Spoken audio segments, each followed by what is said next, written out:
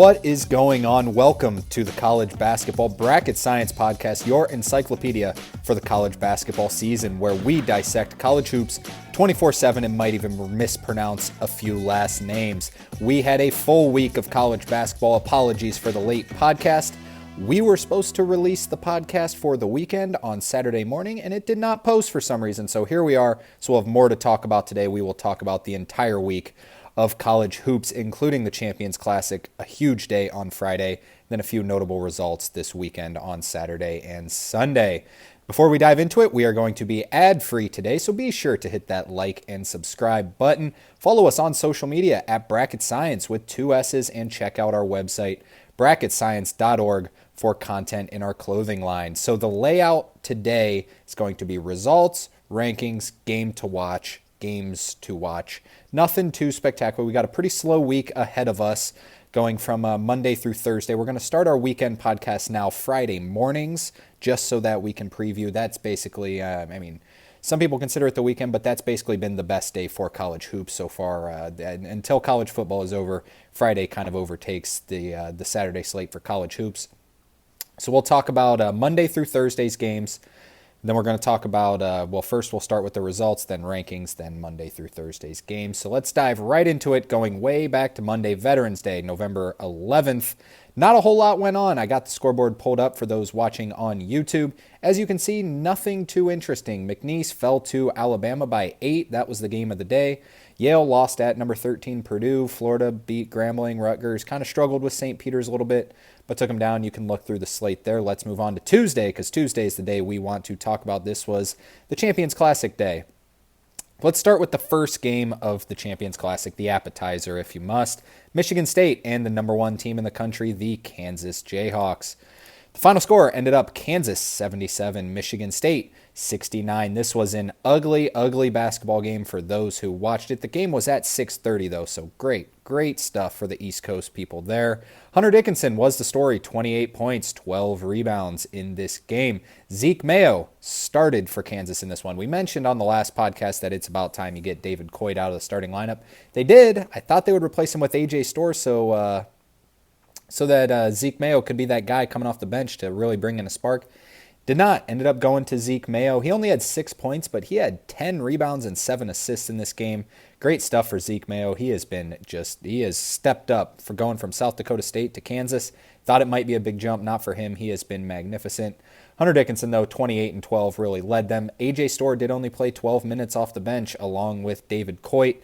Now, I did say earlier in like a preseason podcast that maybe A.J. Storr would not fit in as well as some people might think, just because he tends to take some let's say acrobatic shots. But I think I was wrong, and Bill Self seems to be kind of going along with this philosophy that he'll figure it out and he'll get more minutes and more minutes until that he adjusts into the system and doesn't take these shots. But I think it's about time. I think you got to start A.J. Storr. I mean, their ceiling is so much higher when A.J. Storr is at their best.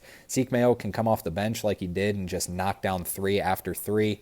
This is what I think. What do I know? Bill Self is fantastic, but they struggled. I mean, they ran away with this game late. It was a neck-and-neck game and then just kind of outperformed at the end of the stretch. But Kansas is your number 1 team in the country right now, according to the AP poll. I don't think that they are the best team in the country right now. Top 5, definitely. Roster, definitely. That's kind of what everyone's looking at, is what can they be in the future. They got some things to figure out. Will it be A.J. Storr? We'll see. We will see. The story for Michigan State was Jaden Akins going 1 of 8 from the field, 0 of 4 from 3, only 2 points. He's supposed to be their star. I have real concerns about this Michigan State team. Frankie Fidler was their leading scorer. No disrespect to Frankie Fidler or Omaha, but he should not be your leading scorer, the transfer in from Omaha. He had 15 points, 8 rebounds, only 3 of 12 from the field, 1 of 6 from 3, was 8 of 8 from the free throw line, though. I have real concerns about Michigan State this year. This is a team that I think is going to wind up being a bubble team, quite frankly. Cohen Carr, he's got to be the guy. He's got to be the guy to really step up. He's got that athleticism. He's gone viral, but can he be the guy to make this team win and keep them going forward? We will see. Questions have been brought up. Should Michigan State be kicked out of the Champions Classic? I saw a bunch of tweets about it. I don't think so. Michigan State is still a terrific program, but this year roster is little bit concerning to me, a little bit. All right, now the better game. Hopefully you stayed up for it. Duke, the number 6 team in the country, took on Mark Pope's number 19 Kentucky squad. Kentucky's first big test under Mark Pope, and they got the job done, upsetting Duke 77-72. Duke led by 9 at the half, and then, quite frankly, if I may say so myself, Mark Pope just, quite frankly, outcoached Jon Scheyer in the second half. Duke is more talented than Kentucky. I don't think even Kentucky fans are arguing that, but it's just that cohesion, that playing together, that Kentucky, with a completely new roster, to play this together, it just shows what Mark Pope can do. He is spectacular. Otega Owe was my player of the game. I know Andrew Carr was the leading scorer, but Otega Owe just affects the game in so many ways. He had 15 points in this one, 6 rebounds, 2 steals. Andrew Carr added 17 points, 6 rebounds, 3 assists as well. Amari Williams looked good, the transfer in from Drexel. Kobe Brea knocked down threes. They only got 1 point from Jackson Robinson, who was, if you had to put betting money on it, would have been the favorite to be their leading scorer in this new season. But it's Andrew Carr who's really been doing the scoring, and Otega Owe has just been spectacular. Spectacular. Now on the Duke side of it, Cooper Flagg was fantastic for a while, 26 points, 11 rebounds. Obviously, you saw it on pretty much just about every social media, but those couple turnovers late kind of showed some inexperience. He's fantastic. He had a great game. Don't read too much into that. The way I see it with Duke, Jon Scheyer really built the roster around Cooper Flagg, which he's a generational talent. It's not the worst idea in the world, but they built it around him to be just the only scorer. Now, Kaman Malawak is been good. He's been good. He dealt with some cramps in this game, but he's not a primary scorer. Con Knipple is supposed to be their next scorer, and he had a bad game in this one. 5 of 20 from the field. He's just not that. It's hard to rely on 2 freshmen. He's obviously, it's hard to be as good as Cooper Flagg, and Con Knipple is really good, but you need that senior leadership to step up and really be a scoring guard. Tyrese Proctor, he had 12 points in this one, 4 and 9 from the field. I'm just not that much of a Tyrese Proctor guy. I think he just, at this point, he just kind of is what he is. We all keep waiting for him to break out. Not going to happen. And Caleb Foster, I think, is one of the most overrated players on not only on Duke, but in the entire ACC, maybe in the entire country. Kentucky kind of saw this out. Mark Pope is just a genius for kind of seeing it. He saw it, and they were basically, Caleb Foster is kind of known as a shooter. They basically dared him to shoot. They were giving him the 3, and it was ugly. 2 of 10 from the field, 0 of 5 from 3, 4 points, 3 fouls, 2 turnovers, 4 assists, 4 rebounds for Caleb Foster. I think you got to get him out of the starting lineup, quite frankly. I would like to see Mason Gillis in that starting lineup. Mason Gillis might have been he was on the better end of the Zach Edey effect last year, but Mason Gillis needs to have more of an impact. He is a terrific shooter. He's a great defender. Only 2 points, only shot the ball 3 times in this one. They got to get him more shots.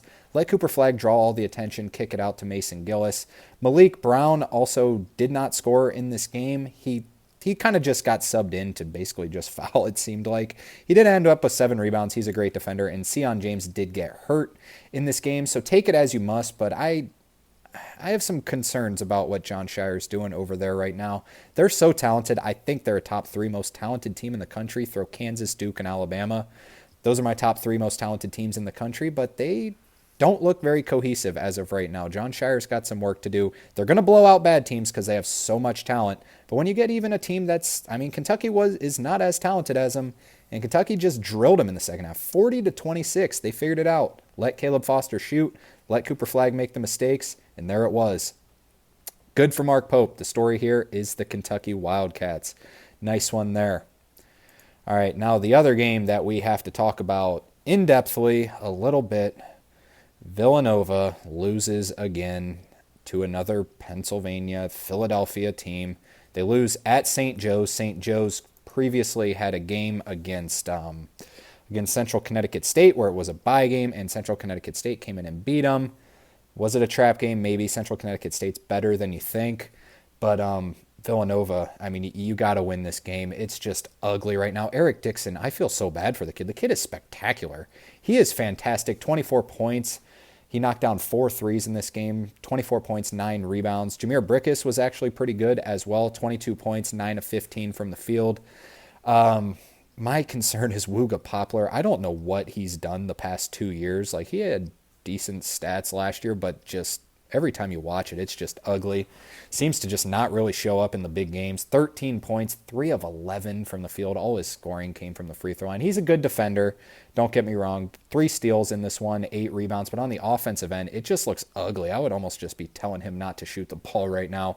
It does not look good. But what looks even worse is just this Villanova team. We'll talk about Villanova again because they dropped another one. They went 2-2 after losing this game to St. Joe's. They lost later in the week to Virginia to drop to 2-3. It's time to get rid of Kyle Neptune. Enough is enough. I hate saying someone should lose their job, but when he's made $4.5 million the past couple years, it's time to get rid of him. This is just embarrassing for Villanova. I hate to see the fan base like this.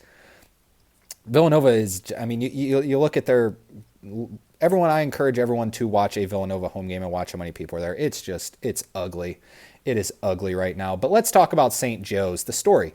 Xavier Brown, great game in this one, 18 points and 13 assists. What a game. Eric Reynolds, the second, is supposed to be their star, and Xavier Brown's kind of like their 1B kind of guy. He's really good as well, don't get me wrong. But he was 4 of 18 from the field, so not great. 9 of 10 from the free throw line, good. But 13 assists, that is absolutely incredible. Anthony Finkley also had a good game off the bench. Rasheer Fleming led the team in scoring with 19 points. St. Joe's just owns Villanova. Quite frankly, they just own Kyle Neptune, let's be honest. Other scores from that Tuesday, Akron fell to St. Mary's. FAU fell at UCF. UCF stays undefeated. Oregon played at home in a bye game against Portland and was down by 13 in the second half. Ended up getting it to overtime, and as soon as it got to overtime, it was not going to be a game. Oregon ended up beating them 80-70 in overtime. Syracuse fans have had about as stressful as a start to the season as anyone.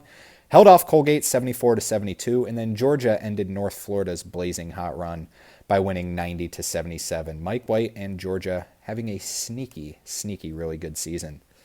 All right, now I pulled up the graphic for you to look at on Wednesday. You can just look through it. There's nothing too special whatsoever. I mean, it was just a whole bunch of blowouts. The only game we'll mention, North Texas beat Minnesota at Minnesota 54-51. Minnesota can really not score the ball right now.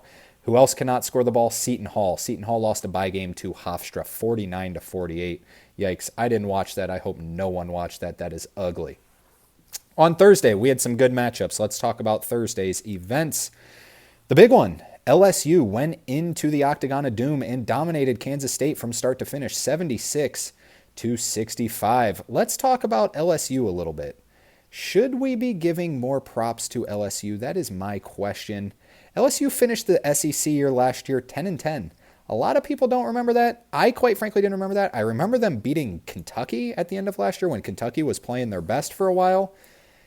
LSU, not bad. Not bad. Matt McMahon, he looks like he's doing a decent job over there. 10-10 last year. If they're improved at all this year, they will be an NCAA tournament team. Cam Carter looked really good. 20 points in this one. 4 rebounds, 2 assists, 6 of 11 from the field. Now let's hate on Kansas State a little bit here because they deserve every bit of it. They went shopping. They were probably a top 3 spender in the transfer portal, I would say, this year.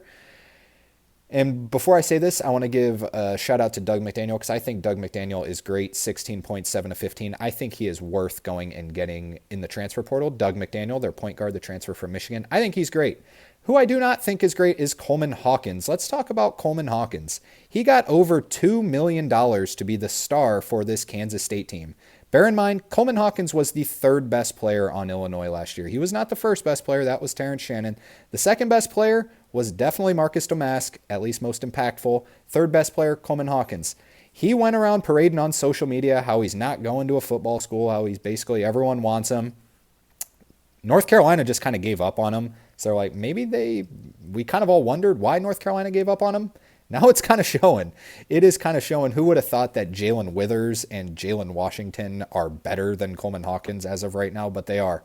Coleman Hawkins, over $2 million for this year, averaging 8 points per game, 31% field goals. That is your center. He is 6'11", 31% on field goals, 23% from 3. Yikes. If they would have given me $2 million, I would have hurt the team less. I could have done this. 31% field goals, 23% from 3. This is ugly. Coleman Hawkins has got to figure something out, or Kansas State fans are going to absolutely despise him whatsoever. Kansas State drops. I don't think Kansas State is a tournament team this year. I really love Jerome Tang in year one. Last year, I had high hopes for Jerome Tang in year two. Didn't go well. This team just looks so uncohesive. They do not look like a team, probably because Coleman Hawkins is getting over $2 million. Yes, I am salty about that. Let's move on. Tired of talking about it. Northern Iowa traveled to Wichita State. Wichita State took them down 79-73. Wichita State is a legit mid-major to keep an eye on this year. They are undefeated to start this new season. They look good. Grand Canyon got Tyon Grant Foster back and traveled. It was a neutral site game to Phoenix against Arizona State. This was a fun one. I like this matchup right here. You know, Grand Canyon and Arizona State in Phoenix. Sounds nice. Sounds nice to me. Arizona State, Bobby Hurley's squad got the job done, 87-76. Tyon Grant Foster was great, 19 points. He was 5 of 17 from the field, but he had a good game in this one for those who watched. He had 4 steals in this one. Did have 5 turnovers, but he's their guy. He's their guy. But Arizona State getting the job done, mostly Josan Sainin, 21 points, 8 of 12 from the field, 5 of 7 from 3. Bashir Jihad has also looked good to start the season. 18 points, 5 assists, 5 rebounds. Alston Mason also had a good game. Jaden Quaintance, where I kind of bought into the hype that he might have been a little bit overvalued. I think he's been great. He is tremendous on the defensive end. He is so lengthy. I'm bought in on Jaden Quaintance. Remember to start the season when it was in a scrimmage, Arizona State got beat by 56 at Duke. Since then, I think they have a better resume than Duke right now. I really do. They have a better loss because that loss was at Gonzaga instead of Kentucky on a neutral. Arizona State's got a better resume right now. They've taken down Grand Canyon. They don't look bad. They also took down Santa Clara. They look like quite frankly, a tournament team. And I was as big of a Bobby Hurley hater as anyone in the offseason. I will admit to it, but he seems to have things figured out. This team looks good. I hope they can keep it going. I'm kind of starting to get bought in on this Arizona State team. All right, now let's talk about Friday. Friday was the big one. Friday has been the heart and soul of college basketball to start this new season. All right, let's start in the SEC and in the Big Ten, where number 2 Alabama traveled to number 13 Purdue. Alabama was favored by 2.5 in this game, but Purdue is coming in winning 21 in a row at Mackey, and they got the job done again. Final score, Purdue 87, Alabama final score 78. The story has been Braden Smith. Braden Smith has just been fantastic. 17 points, 10 assists, 6 of 18 from the field, a little bit off there, but the Braden Smith, Trey Kaufman-Wren duo is fantastic. Trey Kaufman-Wren had 26 in this one with 8 rebounds, 12 of 23. I am so glad that Trey Kaufman-Wren did not transfer and decided to stay in this team because he is just getting an improved role, and these two together look great. Fletcher Lawyer, also must add, had 17 points, 3 of 5 from 3. CJ Cox provided a huge, and I mean a huge spark off the bench. 11 points, 3 of 3 from 3.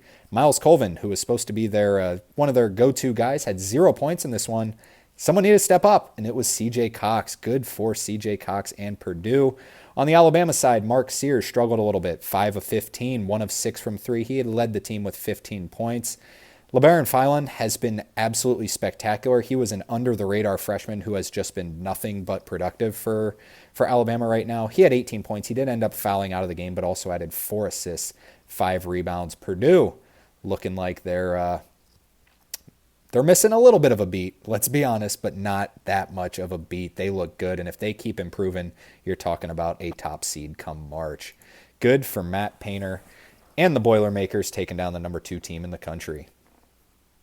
Moving on, the other top 10 team to play on Friday also got beat, this time at an unranked opponent. Wisconsin hosted number 9 Arizona and beat them 103-88.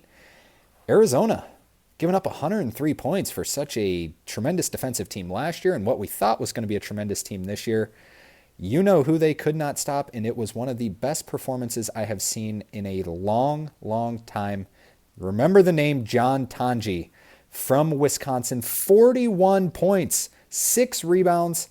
Guess how many field goal attempts he took? Just think about it for a second. He attempted free throws. He attempted 22 free throws in this game and was 21 of 22 from the free throw line. He was just driving by him. He could not be stopped. He was 8 of 14 from the field. He made 8 field goals and scored 41 points. That's pretty much unheard of, but it was a spectacular performance. They have themselves an absolute stud in transfer John Tonji. And of course, Caleb Love went 2 for 13, as it seems the past couple years, Arizona only goes when Caleb Love goes.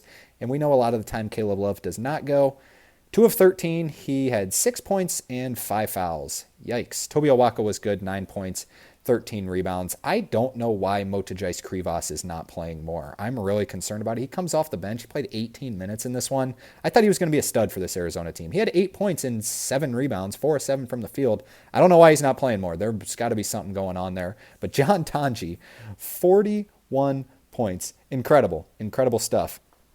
Staying in the Big Ten, number 15, Marquette traveled to Maryland. Maryland was favored as that special home unranked team taking on the number 15 team in the country.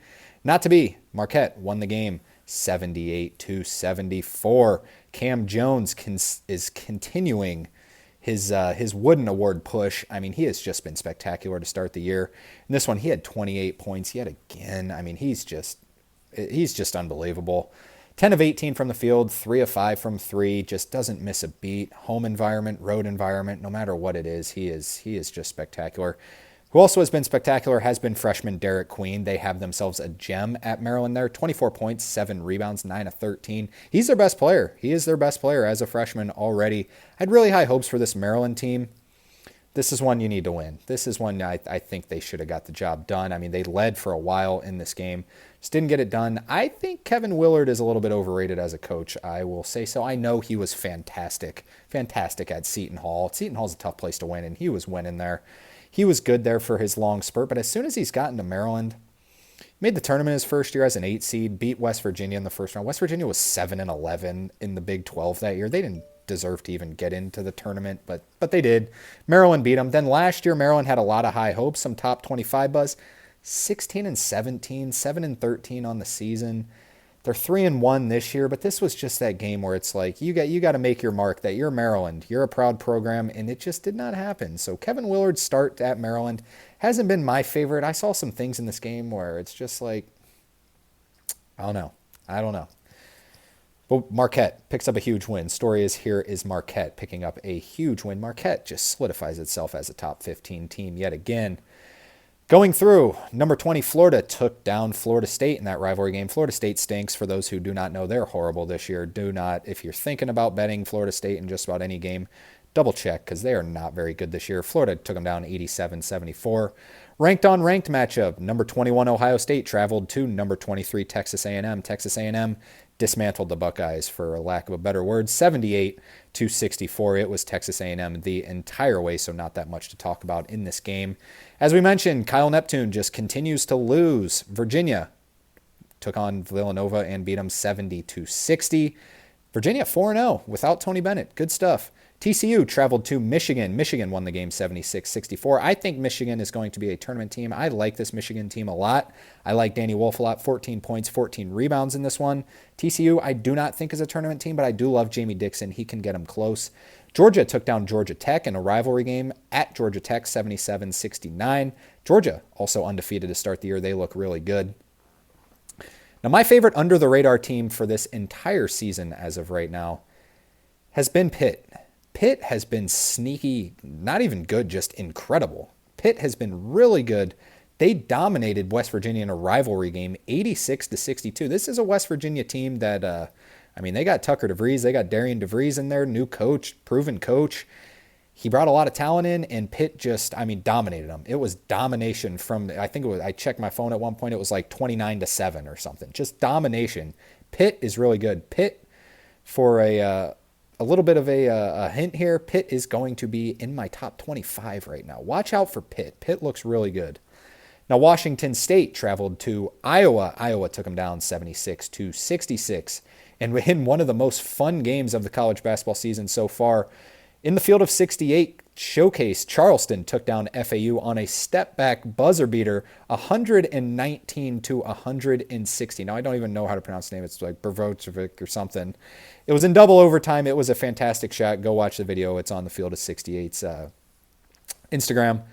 Now, a kind of one that flew under the radar, Loyola Chicago traveled to Princeton, two highly thought of mid-majors. Loyola Chicago beat them 73-68. This could end up being a quad one. It's definitely going to be a quad two win, depending on how good Princeton is. This is a great win for Loyola Chicago, looking to get the A10 into a multi-bid league. All right, moving on to Saturday. Saturday was a slow day. We'll just pull it up, have you look at the scoreboard. Wake Forest took on Xavier at Xavier. This was the biggest game of the day. Xavier beat up on them from start to finish pretty much, 75-60. Wake Forest, they don't look great this year. I mean, they're going to be good this year. I take that back. They don't look great to start this season. They've had some close affairs. Hunter Salas doesn't look to be himself. I think they're going to figure it out, but a lot of people had them as like, yeah, they could win the ACC. They don't look that part right now. Notre Dame took down Georgetown at Georgetown in just domination, 84-63. Georgetown has become kind of an embarrassment of a program. It is ugly right now. I feel bad for Georgetown fans for as much pride as they had and as much history. It's ugly right now.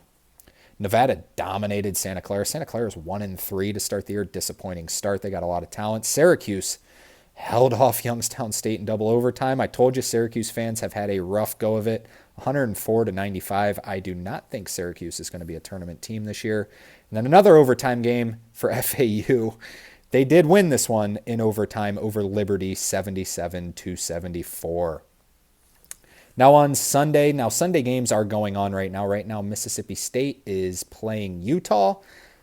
Decent matchup. USC also has to play Cal tonight, but a few of the notable ones, we had the Patino game. Number 22, St. John's took down New Mexico 85-71. New Mexico just absolutely abysmal from the free throw line in that game. St. Mary's traveled to the Pentagon to take on Nebraska. St. Mary's ended up winning the game 77-74.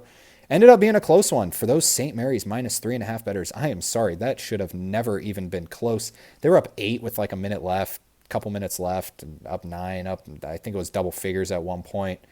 Then Nebraska fought all the way back, actually had a shot at the end to tie it. It kind of got away from him, but Randy Bennett's squad, Randy Bennett is spectacular, by the way. I'm kind of excited for Gonzaga to leave the WCC, go to the Pac-12, because then Randy Bennett's going to start getting the approval that he deserves. And then the final game we'll talk about, Clemson took on Boise State at Boise State. Boise State beat up on them 84-71. That is it. I know that was a lot of talking. Hopefully you bared with me there. Got a little angry on some of them. That's what we like to do. I'm sick and tired of watching Kyle Neptune lose and Maryland not live up to expectations. All right, now let's dive into our newest power rankings. Power rankings. Alrighty, our newest power rankings. Now, reminder, we do have Auburn at number 1. I had Houston as the best team coming into this season. Auburn went to Houston, not at the university, but in the city of Houston, and beat them. I had to move for Auburn up to number 1. I think Auburn, as of right now, has been the best team in the country. They probably have, if you were to give out resumes right now, which I know it's way too early, but Auburn would be a 1 seed, either the top 1 seed or probably the second 1 seed, depending on what you do with Kansas or Gonzaga even. At number 2, I do have Kansas. I have Kansas up there. Now, I know I said that I don't think they're the best team in the country right now, but that talent on that roster is so evident. And quite frankly, they have already beat North Carolina. They have already beat Michigan State, 2 proud programs. They're up there. They're up there. Don't get me wrong. Gonzaga at 3-0 on the season. UConn at 4. UConn is flying under the radar right now. They need to play someone. They haven't played anyone yet. Houston, I do still have at number 5. I think Houston's great. They're 2-1 to start the year. I do have them slightly above Iowa State, who is 2-0. I only dropped Alabama to 7 as of right now. They're kind of like Kansas right now, where the talent there is evident.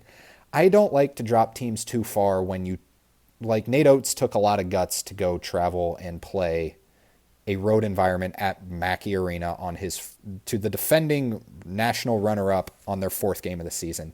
Just like I didn't want to punish Scott Drew and Baylor for traveling to Gonzaga in the first night of hoops. You don't want to penalize them too much for that. I think Alabama's talent's still there. I got them at 7th. They're 3-1. North Carolina at 8th at 2-1. Baylor 9 at 3-1. Tennessee up into the top 10. 4-0, and I got the Kentucky Wildcats at 3-0. Had to move them above Duke. They beat them on a neutral site. I know it doesn't really mean that much in terms of rankings and in terms of Ken Palm rankings and stuff like that, but I gave it to him. I think Mark Pope is a much better coach than John Shire, especially in that game. Give me Kentucky at 11, Duke at 12, Purdue up at 13. I had Purdue kind of lower than most people. They've done well. I'll admit when I'm wrong. They're up to 13.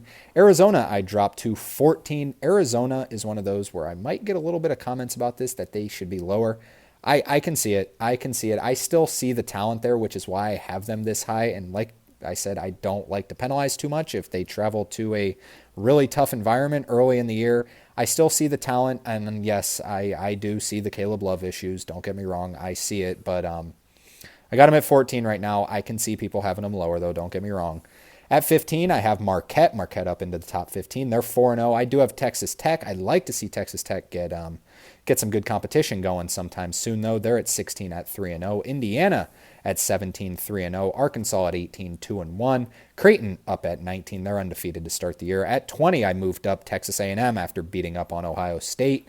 I know it was a home game, but I just kind of saw the talent outweigh Ohio State's in that one. St. John's up at 21, Cincinnati at 22, Florida at 23, Xavier 24, Pitt, I told you, they're at 25. Watch out for the Pittsburgh Panthers. Ohio State down to 26, Texas at 27, Illinois at 28. I did move Wisconsin in. Wisconsin at 29, John Tanji, the stud of the week, and I do have VCU. I try to throw in one mid-major at that 30 spot. VCU is my favorite mid-major as of right now. Strongly considered, St. Mary's, Randy Bennett's squad. Maybe if they'd have covered in that game, I would have given them the benefit of the doubt and moved them into that 30 spot. But no, let's give it to VCU right now. St. Mary's right there, though. Nevada as well. Steve Alford's squad kind of flying under the radar right now. They've been spectacular. Rutgers got Ace Bailey back finally, but I saw them struggle heavily with St. Peter's. They've got some work to do. I think they will end up being fantastic like most, but right now got them a little bit lower. Ole Miss right here could very easily be in the rankings, as well could Michigan, San Francisco, and Boise State all right there. All right, now let's dive into the games to watch for the week. Games to watch. All right, we pretty much only have one a day until Thursday, unfortunately. But let's start on Monday. Monday, we do have a big one. Number 4, Gonzaga travels to San Diego State. This game's at 10 o'clock on CBS Sports Network. Gonzaga favored by 7 via KenPom in this game. On the road, seems like a big number for Brian Dutcher's squad. The talent is much better for Gonzaga than San Diego State this year. That'll be a fun matchup, 10 o'clock on CBS Sports Network.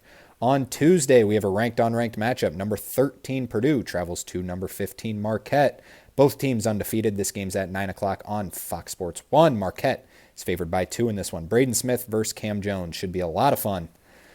On Wednesday, Illinois takes on number 2, who will soon drop. Number 2, Alabama. This game is a neutral site game. It is part of the CM Newton Classic, 9 o'clock on the SEC Network. Alabama only favored by 5 in this one. Now moving on to Thursday. Thursday we have a big slate of games because this starts the MTE season. We got the Charleston Classic, Baha Mar, Legends Classic. We got a lot of good games going on. At 12 o'clock it starts with Miami taking on Drake. We'll see how the newly coached Drake team can take on against Jim Larinaga's Miami Hurricanes. And then moving into the Baha Mar. Now, I do not have the lines for this one. You're going to have to check out the Instagram for that one. Haven't come up with them yet. The KenPom lines are out, but we'll wait to see with the new rankings coming in. At 7 o'clock, number 12 Baylor takes on number 22 St. John's. This is going to be an electric game. Scott Drew versus Rick Pitino doesn't get much better. That game's at 7 o'clock on the CBS Sports Network. Also at 7 o'clock on ESPN2, the Legends Classic. Syracuse takes on Texas. Texas has a loss this year. Syracuse has escaped a lot of losses. That'll be a fun one to watch. At 7:30, let's give a quick shout out to Vanderbilt. Mark Byington's Vanderbilt team. They're undefeated to start the year. They take on Nevada in the Charleston Classic at 7:30 on ESPNU. At 9 o'clock, Texas Tech takes on St. Joe's. This game's at 9 o'clock on ESPN2, part of the Legends Classic. At 9:30, number 11 Tennessee takes on Virginia. Virginia undefeated. This game is on the CBS Sports Network, part of the Baha Mar. At 10 o'clock, Memphis takes on San Francisco. San Francisco and Memphis both undefeated to start this year at 10 o'clock on ESPN+. Also at 10 o'clock on ESPN+, a rivalry game. Oregon travels to Oregon State. Battle of the old Pac-12. Oregon State, undefeated to start the year. So is Oregon. Not too shocking there, but Oregon State off to a good start as well, so tune into that one. That's going to do it for us today. Just a week in review and a week in preview. Thanks for those who stuck with us the entire way. As a reminder, we will be back now Friday morning. The podcast will be available Friday morning to preview the weekend of college hoops. We got a big Friday once again. We're about to get into MTE season. I will be going to the Players Era Festival. I know Maui will be going on as well. We got a lot of stuff to cover. This is going to be a lot of fun. Hit that like and subscribe button before you leave. Really appreciate it. Comment your thoughts. Do you hate me because I've been hating on John Shire and hating on Kyle Neptune? Let me know. I don't care. Have a great rest of the week. We'll talk to you again real soon. See you later.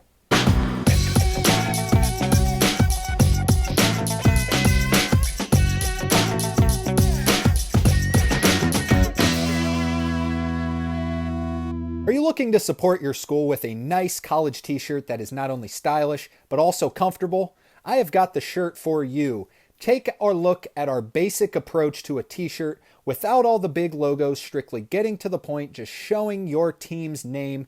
These shirts are comfortable, they're stylish, they're basic, there's not too much going on. They come in the colors white and gray. They are a great deal right now. Go check them out on our website, bracketscience.org, link in the description.